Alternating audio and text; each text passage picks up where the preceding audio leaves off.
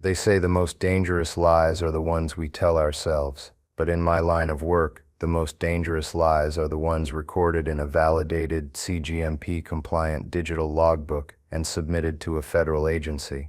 My name is Bruce. For 25 years, I was a senior laboratory technician at Omni Pharm, a rising star in the pharmaceutical world.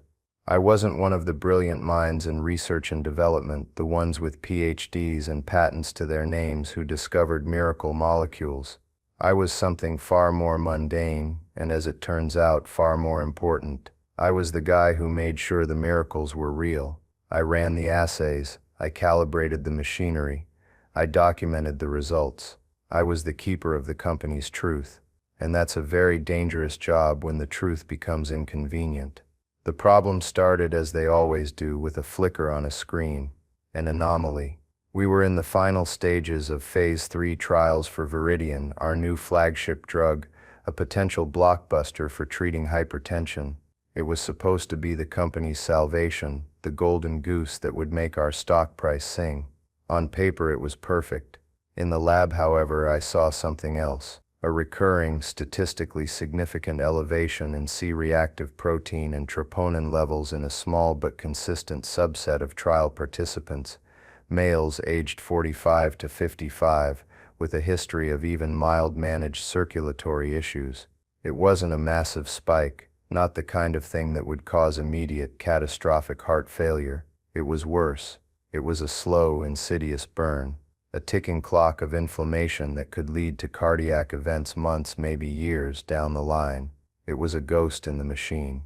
I did what the protocol demands, what I had done thousands of times over 2.5 decades. I recorded the raw data from the mass spectrometer. I logged the anomalous readings in the digital system. I cross-referenced the patient cohort data, and then I wrote the simple, damning sentence in the observation notes. Recurring unexplained elevation in cardiac inflammation markers observed in cohort B7. Recommend follow-up study and sample reanalysis. I flagged it for my supervisor, a man named Markham, and went home for the night, sleeping the sound, dreamless sleep of a man who has done his job correctly. The next day I was called into his glass-walled office. Markham was a new breed of manager, one of the MBA types Caldwell, our new CEO, had brought in after the buyout. He didn't understand the science, he understood spreadsheets. He looked at me not like a senior technician with more practical experience in his little finger than Markham had in his entire body, but like a faulty piece of equipment. He gestured to his monitor, which showed my log entry. His smile was thin, tight, the kind of smile that isn't meant to convey warmth, but to show teeth. He said, "It seems we had some issues with the spectroassays yesterday, Bruce. A few testing errors. I've already had the systems team run a diagnostic. It's a calibration drift." I felt a cold stillness settle over me. Calibration drift. It was the universal scapegoat, the go-to excuse for any data that didn't fit the desired narrative. It was also, in this case, a complete lie. I had personally run the calibration on that machine myself that very morning, using a certified reference material. I had the records to prove it. I said, "With all due respect, Mark, I calibrated the Thermo 7 myself at 0800. The logs are clean. This isn't a machine error. The data is real." Markham's smile didn't falter, but his eyes went hard. He leaned forward, lowering his voice into a confidential, conspiratorial tone that made my skin crawl. He said, "Bruce, Viridian is the most important project this company has ever undertaken. We can't afford to chase ghosts in the final hour because of a machine hiccup. It creates noise. It creates delays. We need to present a clean, clear data package. I need you to go back, delete those flagged entries, and mark the runs as invalid due to a testing error. We'll rerun a clean sample from the control group to fill the gap." The air in the room felt thick, heavy. He wasn't asking me. He was ordering me to commit the cardinal sin of my profession, to deliberately falsify a record, to not just ignore the truth, but to erase it, to become a co-conspirator in a lie that could, one day, kill people. I just stared at him. I think he mistook my silence for fear or maybe confusion. He saw a 58-year-old man, a few years from retirement, a low-level tech who could be easily intimidated, a cog in the machine that he could just command to turn. He softened his tone, trying a different tactic. He said, "Look, I know you're meticulous. It's what we value about you. But sometimes you have to see the bigger picture. We need team players, Bruce. This is one of those times. Just clean it up. It's a simple keystroke." That's when I knew. The finality of it settled in my bones like a winter frost. This wasn't a debate about science or a question of accuracy. This was a cover-up. They weren't trying to cure hypertension. They were trying to bury a side effect that would torpedo their billion-dollar drug, and they were using me to do it. They thought I was just the guy who runs the tests. They forgot that the guy who runs the tests is also the guy who keeps the records, and a good lab tech is, by nature, a historian of data, a librarian of facts. They didn't know that for 25 years I had maintained a second set of books, a meticulous, handwritten, analog log of every single test I had ever run. My incompetence, my failure to just fall in line was about to force them to create the one thing every criminal fears, a clear, undeniable paper trail of their crime. I looked at Markham, my face a perfect mask of professional compliance, and I said the words that would seal his fate and my own. "I understand. I'll take care of it right away."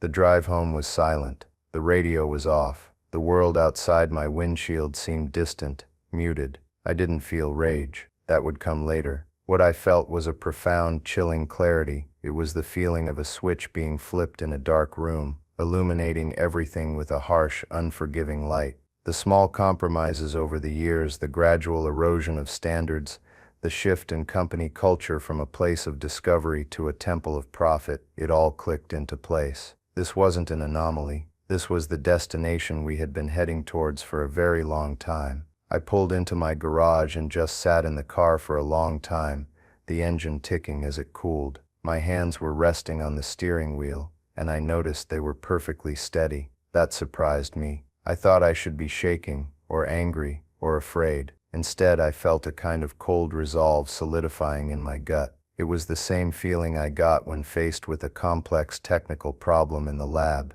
a sense of the challenge, the variables, and the first, logical step toward a solution. I finally went inside. My wife, Helen, was in the kitchen. She took one look at my face and knew. We've been married for 35 years. She doesn't need words to read my weather. She just put a cup of tea in my hand and said, "Bad day." I nodded. She didn't press. She knew I'd talk when I was ready. That's the kind of bedrock support that allows a man to think. Instead of sitting in the living room, I went down to my workshop in the basement. It's my sanctuary. It's not a woodshop or a man cave with a big screen TV. It's filled with old scientific instruments, antique brass microscopes from the 19th century, elegant German balances with glass cases, old galvanometers with their delicate needles. I find them in antique shops or online, broken and forgotten, and I restore them. I love the feel of the cold, honest metal, the precision of the gears,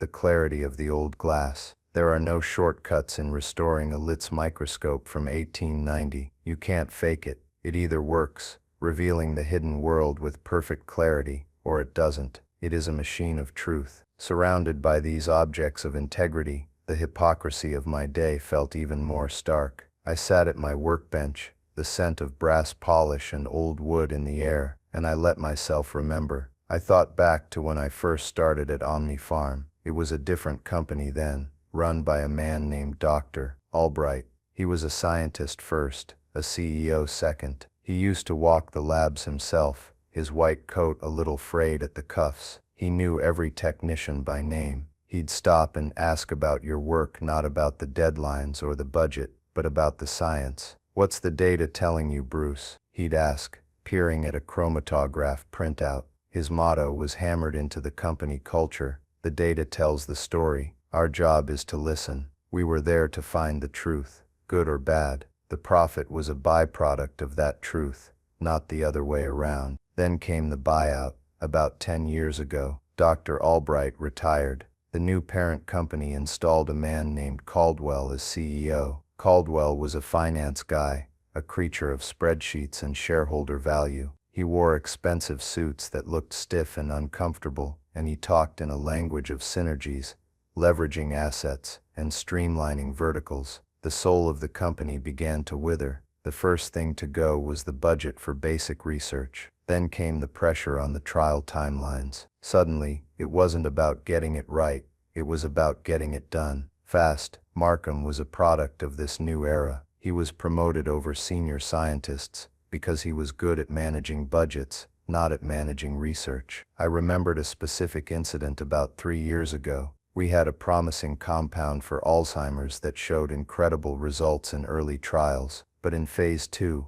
a problem emerged. It was causing liver toxicity in a small number of patients. I logged it, just like I did with Viridian. The project was quietly shelved, but Markham spun it differently to the executives. He presented a report that focused on the high cost of further development versus the limited market potential of the drug. He never once mentioned the liver toxicity. He buried a safety concern under a pile of financial jargon. At the time, I told myself it was just business. The drug was stopped, so no one was in danger, but I made a note of it. In my personal log, I documented the toxicity data and the date of Markham's presentation. I didn't know why, it just felt important, a piece of the story that was being erased.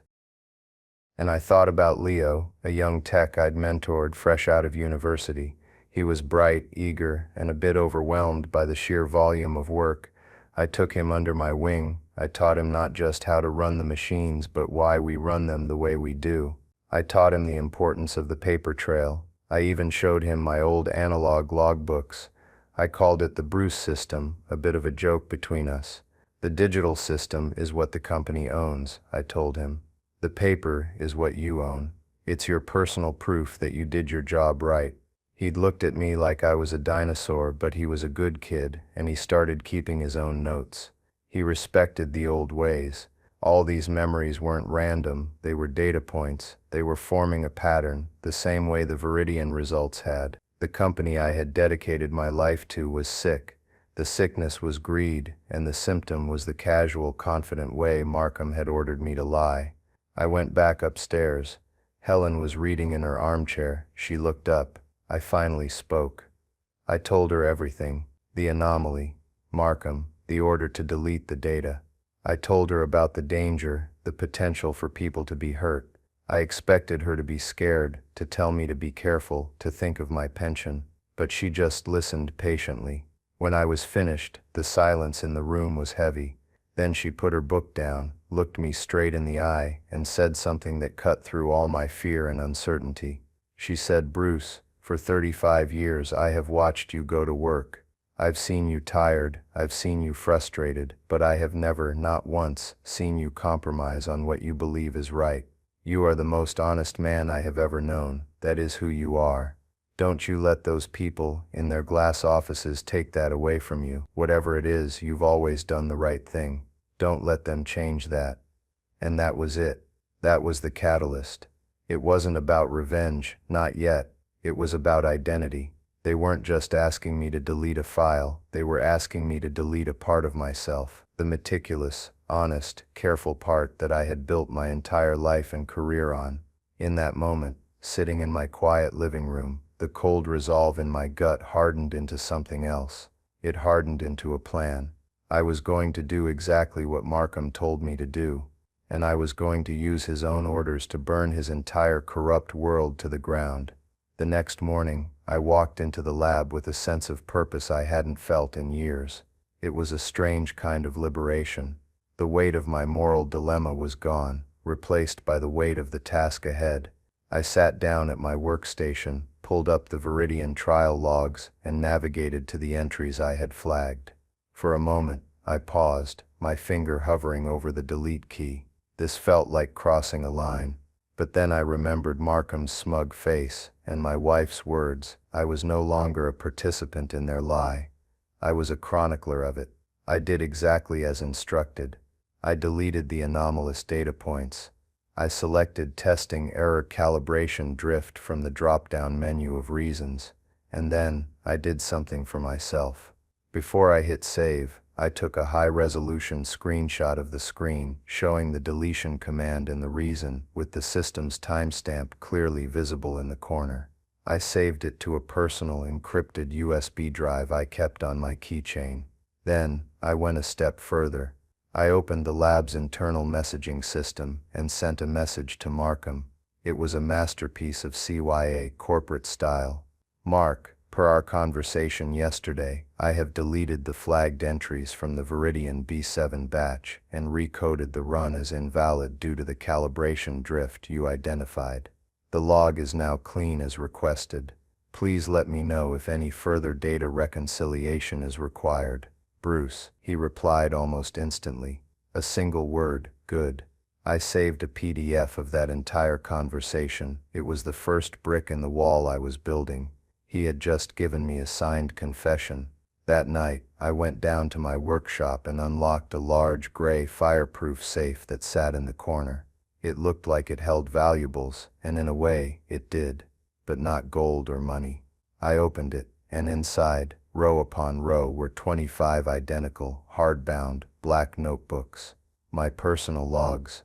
Each one represented a year of my career, a year of data, a year of truth. This was my real secret weapon. It wasn't just a diary, it was a system I had developed over my entire career. I called it the Bruce system as a joke to Leo, but it was deadly serious. Every single official entry I made in the company's digital system, I also made, by hand in my logbook. But my logbook contained more. It contained the context, the machine maintenance records, the lot numbers of the chemical reagents we used, the humidity and temperature of the lab that day, my personal observations, things too subjective for an official log. Things like, operator on morning shift seemed rushed, may have contaminated sample plate, or strange baseline noise on the HPLC today, check solvent filters. After the buyout, when the culture started to change, my system evolved. I started making photocopies of critical raw data printouts and stapling them directly into the book. When we moved to a fully digital workflow, I started printing out the daily digital logs and adding my handwritten annotations. And about 5 years ago, I started a third layer of redundancy. I began scanning every single page of my handwritten logs, every annotated printout, every piece of paper, into high-resolution PDFs. I saved them on a series of encrypted solid-state drives, which I stored in a safe deposit box at my bank. I kept one working copy at home. They thought I was an old-fashioned man clinging to paper. They had no idea I was building a private, unassailable archive of their company's entire operational history. My so-called incompetence, my meticulous, time-consuming, redundant record-keeping was my life raft, and I was about to show them it was also a battleship. My first move was quiet. I needed allies, or at least I needed information. I called Leo and asked him to meet me for coffee on Saturday, far away from the office. We met at a small independent coffee shop in the next town over. He looked nervous, constantly glancing over his shoulder. I didn't waste time. I told him, Leo, they're pushing Viridian through, and they're burying bad data to do it. His face went pale. He was a good kid, and he believed in the work. He said, I thought something was weird. Markham has been on edge all week, and the project managers are acting like they've already gotten approval. I looked him in the eye. I need you to be my eyes and ears. I'm not asking you to do anything unethical. The opposite. I just want you to do your job, but pay attention. Log everything. Any pressure from management to cut corners, any unusual data purges, any closed-door meetings about the Viridian submission. Keep a work diary. Email a copy to your personal address every night. Can you do that for me? He was scared. I could see it. He was young. He had a career to think about. But I had also taught him what was right. He took a deep breath and nodded. For you, Bruce? Yeah, I'll do it. He was my inside man. My next stop was far more intimidating. I used a portion of my savings to schedule a consultation with a lawyer. I didn't go to a local guy. I found a firm in the city that specialized in corporate whistleblowing, specifically within the pharmaceutical industry. My appointment was with a partner, Miss DeLuca. She was sharp, precise, and had an aura of controlled intensity that I immediately respected. She didn't waste time with pleasantries. She sat opposite me at a large mahogany table and said, "All right, Mr. Miller, tell me what you have." For 2 hours I laid it all out: the Viridian data, the conversation with Markham, the email exchange. I even brought one of my logbooks and the USB drive with my scanned evidence. She listened without interruption, her expression unreadable. She occasionally made a note on a legal pad, her pen scratching in the quiet room. When I was finished, she leaned back in her chair and looked at me for a long moment. Then she said, "Mr. Miller, you have been extraordinarily diligent. Most people in your position would have either quit or buckled. You did neither. You created a perfect record of their malfeasance." I felt a surge of validation. She continued, "But right now what you have is a record of an internal corporate dispute. It's ugly, it's unethical, but it's not yet a federal crime." My heart sank. "What do you mean?" She leaned forward. "The crime isn't them telling you to change the data. The crime is when they take that falsified data and officially submit it to the Food and Drug Administration. The moment they transmit that lie across state lines to a federal agency, it becomes wire fraud. It becomes a conspiracy to defraud the United States. It becomes a felony with prison time attached. Right now they've just dirtied their own house. We need to let them track that mud all over the government's carpet." Her advice was chilling in its strategic patience. "So we wait," she said. "You will continue to be the perfect employee. You will do your job flawlessly. You will give them no reason to fire you or suspect you. Let them get comfortable. Let them get arrogant. Let them file that application. My firm has contacts in watchdog groups that monitor FDA submissions. We will know the day it happens, and on that day you and I will have another conversation." The final piece of my plan wasn't about an ally or a secret logbook. It was about an asset the company possessed but didn't value correctly: my reputation. For the last 15 years, whenever the FDA sent auditors for routine inspections of our labs, I was the one who walked them through our processes. The managers would do the meet and greet.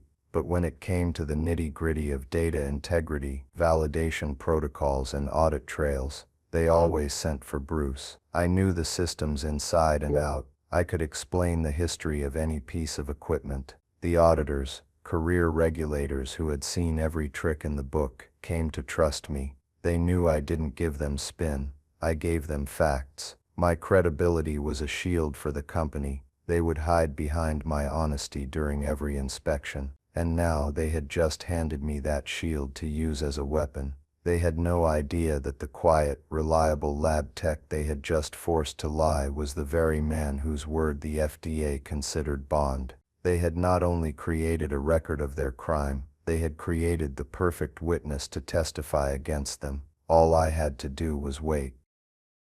The weeks that followed were a masterclass in professional schizophrenia. Outwardly, I was the model employee. I came in on time, I ran my tests with my usual precision, I was polite and deferential to Markham. I was a ghost in my own life, performing the functions of my job while the real me, the calculating, patient me, was watching and waiting. My quiet compliance had the desired effect. Markham relaxed. He started treating me with a sort of smug, paternalistic warmth, the way a king treats a court jester who has just performed a useful, if undignified, trick. He thought he had won. He thought I had been broken. Meanwhile, Leo was my periscope. Every few days I'd get a simple, coded email from his personal account. Filters changed on the HPLC meant there was a secret meeting about Viridian. New reagent shipment arrived, meant a draft of the FDA submission was being circulated among the executives. He told me about the atmosphere of forced celebration. Caldwell had held a company-wide town hall projecting charts showing the massive revenue Viridian would generate. They were already spending the money. They were so confident, so blinded by the dollar signs, that they couldn't see the abyss opening up beneath their feet. Then, one Tuesday afternoon, I got the email from Miss DeLuca. It was simple and stark. They filed 10:32 a.m. Eastern Standard Time. The clock is ticking. The trap was sprung. The crime was committed. They had taken their lie, packaged it in a glossy corporate binder, and delivered it to the one entity they could not bully or deceive in the long run. My hands didn't even tremble as I read the email.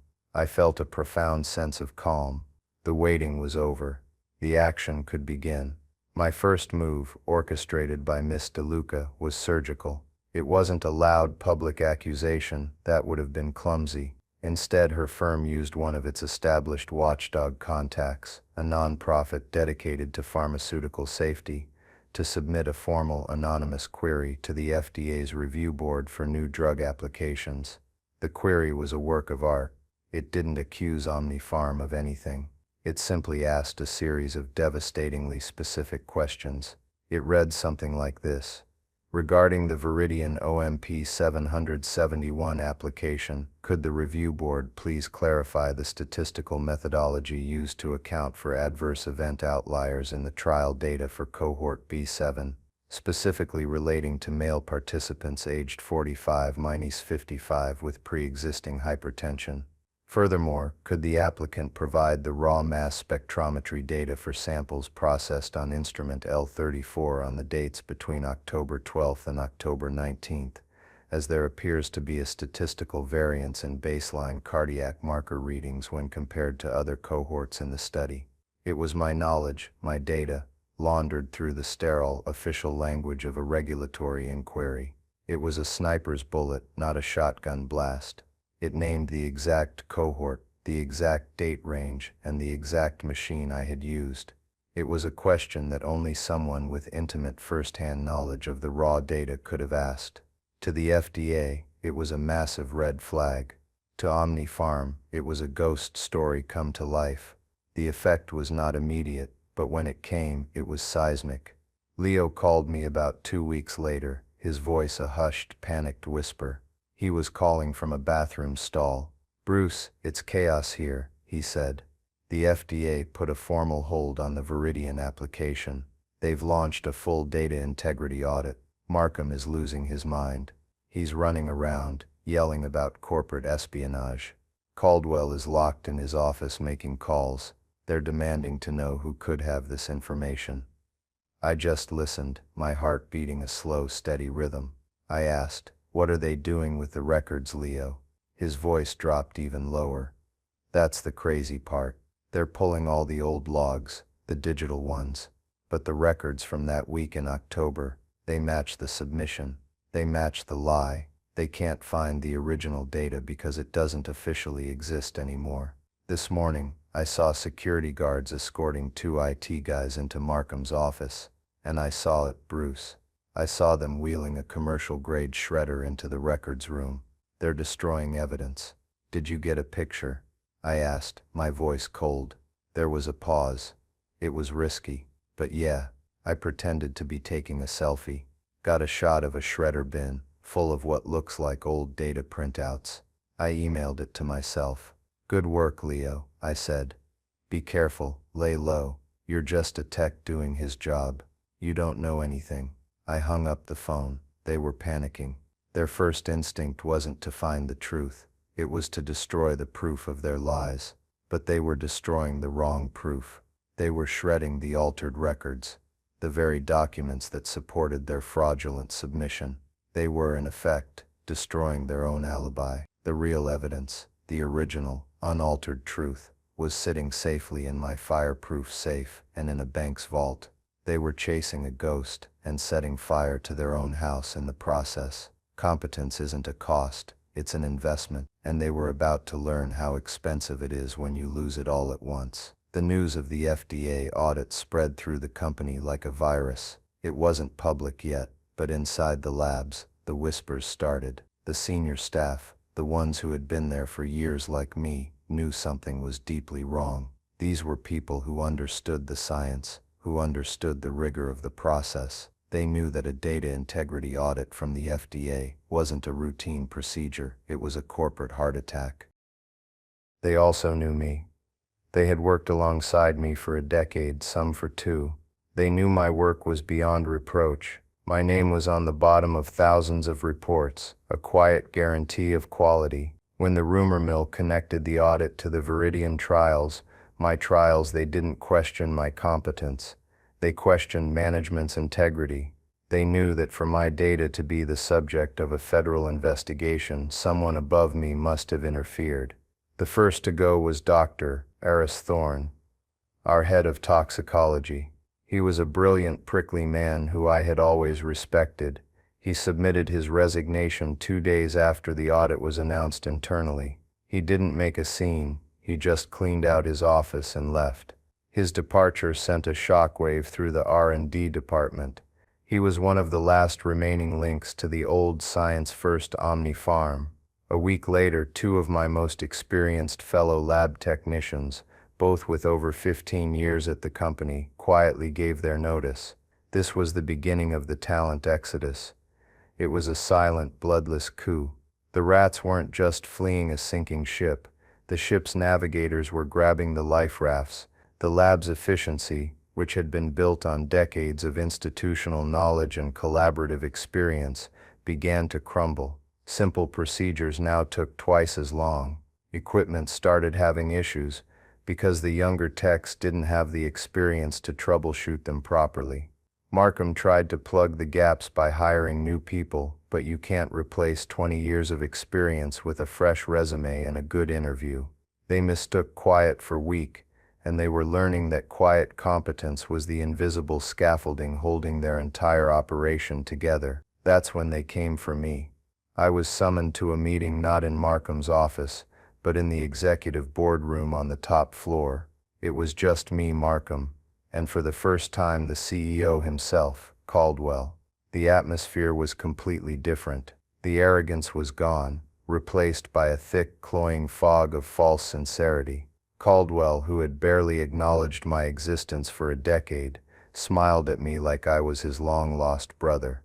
He gestured for me to sit at the massive mahogany table. "Bruce," he began, his voice smooth as silk, "we have a problem. It seems there's been a misunderstanding, a malicious rumor really, that has reached the FDA." Markham chimed in, leaning forward with a pained expression. "We think a disgruntled former employee may have leaked some misleading information. Some drafts, perhaps.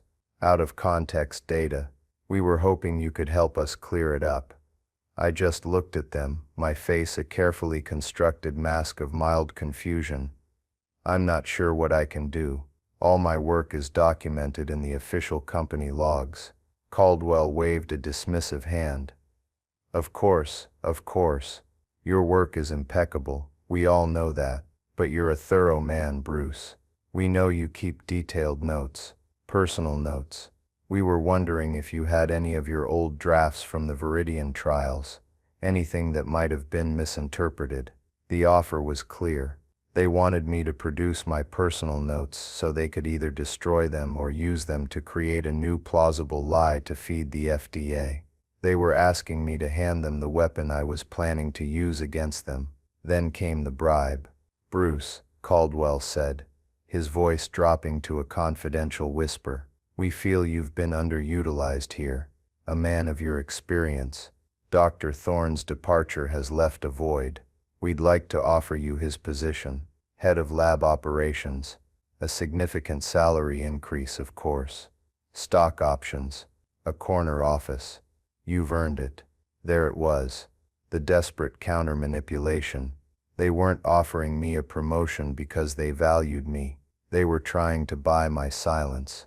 They were trying to make me a co-conspirator, to bind me to their crime with golden handcuffs. A month ago, I was an inconvenient cog to be threatened. Now I was a vital asset to be bribed. I let the silence hang in the air for a moment. I looked from Caldwell's anxious face to Markham's pleading eyes. They were terrified. The power in the room had shifted so completely it was almost a physical force. They just didn't fully comprehend it yet. Finally, I spoke, my voice calm and even. "That's a very generous offer, Mr. Caldwell. But my only records are the official company logs, which, as you know, I was instructed to maintain for accuracy." I paused, letting the implication of that sentence land. "I'm sorry I can't be of more help." It must be a very stressful time, with these unfortunate rumors of a data audit. I hope it all gets sorted out. I stood up. If that's all, I have a batch running in the lab that I need to attend to. I turned and walked out of the boardroom, leaving them in a stunned, profound silence. I didn't look back. I didn't need to. I had seen the look on their faces. It was the look of men who had just realized they had been playing checkers while their opponent was playing chess, and they had just been placed in checkmate. The day of reckoning arrived a week later. It came in the form of a team of 3 people from the FDA's Office of Criminal Investigations. They didn't look like the usual auditors in their rumpled suits. These were federal investigators, and they moved with a grim, unshakable authority. They weren't there to review protocols. They were there to find a crime. As I had predicted, their lead investigator, a sharp, no-nonsense woman named Agent Riley, asked for me specifically. Caldwell and Markham tried to run interference, insisting on being present, citing company policy. Agent Riley shut them down with a single icy sentence. "This is a federal investigation, gentlemen. Your corporate policies are irrelevant. I will be speaking with Mr. Miller alone, now." They escorted me to a small, sterile conference room.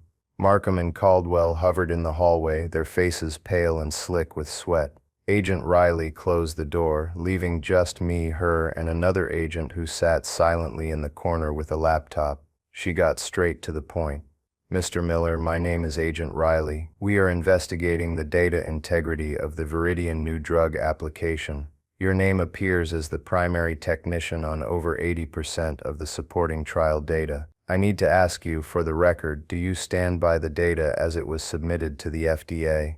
This was the moment, the culmination of months of patient, silent planning. The entire weight of the investigation of the company's future, of Markham and Caldwell's freedom, rested on my next words. I looked Agent Riley directly in the eye. My voice was steady, clear, and factual. "Agent Riley," I began, "the data submitted to the FDA is the data that Omni Farm Management ordered me to prepare and log into the official company systems." I let that precise, carefully worded sentence hang in the air. I had not lied, but I had not answered her question. She narrowed her eyes. She knew I was parsing my words. "That's a very specific answer, Mr. Miller. Let me rephrase. Is the data submitted to the FDA the complete and unaltered result of your tests?" "No, it is not," I said, my voice dropping slightly. "I was instructed by my supervisor, Mark Markham, under the authority of CEO Robert Caldwell, to delete specific anomalous results and falsify the logs to indicate a machine error." The other agent's fingers began flying across his keyboard. Riley's expression remained like stone, but I saw a flicker of something in her eyes. "Confirmation?" she asked. "Do you have any proof to support this very serious allegation?" This was the checkmate. I reached down to the worn leather briefcase I had brought with me. I placed it on the table and clicked open the 2 brass latches. The sound was unnaturally loud in the silent room. I pulled out a single black hardbound notebook. It was my logbook from the current year. I opened it to a page bookmarked with a red ribbon. The page was covered in my neat, dense handwriting, detailing the tests from that fateful week in October. Stapled to the opposing page was the raw printout from the mass spectrometer, showing the jagged peaks of the cardiac inflammation markers. I slid the book across the table to her. "This is my personal, contemporaneous log of the tests I conducted. As you can see, the raw data does not match the data in the official submission." Then I reached into my briefcase again and pulled out the small encrypted USB drive from my keychain. I placed it on the table next to the logbook, and on this drive you will find high-resolution, timestamp scans of every page of my personal logs for the past 10 years. You will also find a saved copy of the email in which my supervisor ordered me to alter the data, a screenshot of me carrying out that order, and several photographs of company officials destroying what they believed was the only evidence. I believe you'll find the discrepancies illuminating. Agent Riley picked up the logbook. She looked at the handwritten notes, then at the raw data printout. She looked back up at me, And for the first time, a small, grim smile touched her lips. She knew. She had them. I never saw Markham or Caldwell again. They were asked to leave the premises by the federal agents that same afternoon. Their suspension was announced in a terse company-wide email the next day, followed by their termination a week later. The story broke in the financial press, and it was a bloodbath. Omni Farm's stock price didn't just drop, it fell off a cliff. The Department of Justice unsealed a criminal indictment against Markham, Caldwell, and 2 other senior executives for conspiracy, wire fraud, and obstruction of justice. The billion-dollar miracle drug, Viridian, was dead, and it was taking the company down with it. The new interim board, a collection of panicked investors trying to salvage their money, offered me anything I wanted to stay. They saw me as the one island of integrity in a sea of corruption. They needed my credibility,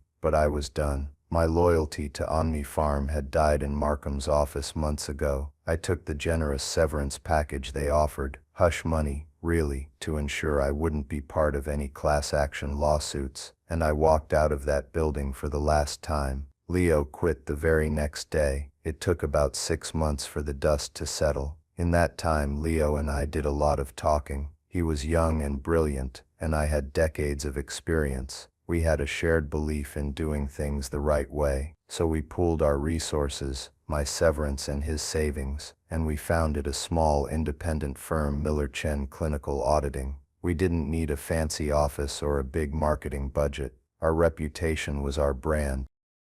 Our first client was a major rival of Omni Farm. Their CEO called me personally. He said, "I read what happened. Any man who would risk what you risked for the sake of data integrity is a man I want looking at my own data."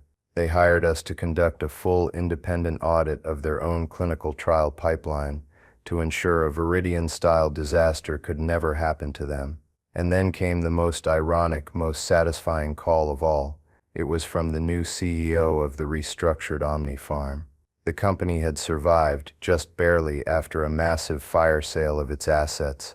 They were humbled, broken, and desperate to regain the trust of the FDA and the public. He asked if Miller Chen Clinical Auditing would be willing to take them on as a client. He wanted us to come in on a multi-million-dollar contract to overhaul their entire data integrity protocol, to retrain their staff, and to be their independent third-party validator on all future submissions. They were now paying me a fortune to provide the very integrity they had thrown away for free. My new office isn't on the top floor. It's a modest space in a quiet suburban office park, but it's ours. The air doesn't smell of fear and greed. It smells of fresh coffee and possibility. On the wall behind my desk, I have a single framed item. It's not a degree or an award. It's the first page of my very first handwritten logbook from 25 years ago. It's a symbol, a reminder of where I started and of the principles that saw me through to the end. I am once again a keeper of the truth. But now the truth is my business, and now I want to talk to you. They thought I was just a lab tech, just a pair of hands on a keyboard, a cog in a machine. They thought my diligence was a bug, not a feature. They forgot that the hands that run the tests are attached to a brain that understands the results. They forgot that the man who generates the data knows when the data is telling a story that they don't want to hear. They mistook my quiet dedication for weakness. They mistook my methodical nature for an inability to see the big picture. But they learned a valuable lesson. They learned that a good lab tech is meticulous, and when you try to bury the truth, a meticulous person will have kept a receipt. It's a dangerous thing to underestimate the quiet people, the ones who just do the work, day in and day out, not for the glory or the corner office, but because they believe in the work itself. Because the work is what's real, the data is what's real. Everything else, the stock price, the promotions, the buzzwords, the power lunches, it's all a grand illusion built on that simple foundation of fact. And if that foundation is a lie, the whole building comes crashing down. They always seem to forget that until the floor gives way beneath them. So if you've ever felt undervalued in your own job, if you've ever been told that your competence was an inconvenience, or that your attention to detail was holding things up, I want you to share your story in the comments below. It's important to know that you're not alone, that there are others out there who believe in doing the job right, and if you enjoyed seeing quiet competence win the day, do me a favor and hit that like button. Share this video with someone who needs to see that integrity is a superpower, and make sure you subscribe and hit the notification bell for more stories like this one. Thanks for listening.